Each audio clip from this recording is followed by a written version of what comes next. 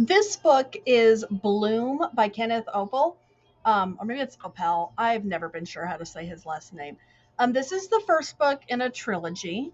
I haven't read book three yet, so I don't know how it all ends. But I did read book one. Actually, I listened to it a couple of years ago when it first came out. And then it came back up recently because it's been named as one of next year's Battle of the Book titles. So this is a book that everyone at Battle of the Books will be reading. I don't know what the front cover says to you, but this book was terrifying in ways I was not expecting. So, I'm trying to think like how much I can tell you without spoiling a whole bunch.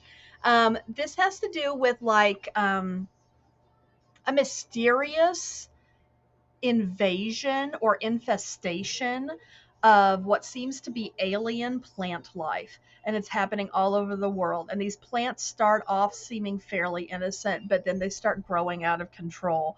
And it turns out that they're poisonous, and that people inhale their pollen, and it can be very, very, very dangerous, like deadly. And these plants are doing things like burrowing underground. Have you ever seen or heard of the kinds of plants that actually eat? They're carnivorous plants. Some of them eat insects, but some of them even eat like birds or small mammals. Well, imagine that, only that's plants that are carnivorous and large enough to eat humans, and that seem to be intelligent enough to almost hunt for humans, in whatever way a plant could.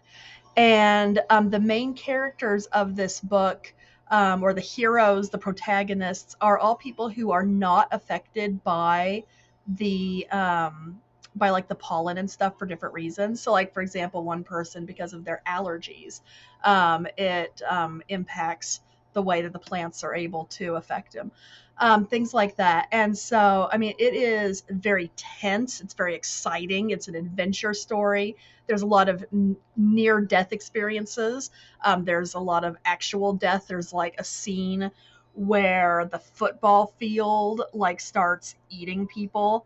I don't know. It's amazing. It would make a heck of a movie, I think. But I'm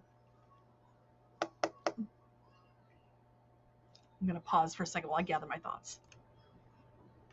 I remember. So another thing that was funny about this book is that it was written before COVID hit. And one of the things that happens in society is that people are like, if you just wear a face mask, it'll prevent you from breathing in this dangerous pollen. And people are like, I don't want to have to wear a face mask. And it just reminded me so much of, especially like at the beginning of the COVID pandemic, when people were like, oh, I couldn't possibly wear a face mask. And I know I struggled with it at first. I had to teach myself to be able to stand that feeling on my face. And the people in this book go through that same thing, but it has nothing to do with COVID. It has to do with alien plants. And I don't know, I just thought it was kind of an interesting thing that happened. This book is very fast paced, very exciting, scary, maybe a little gross, depending on what grosses you out.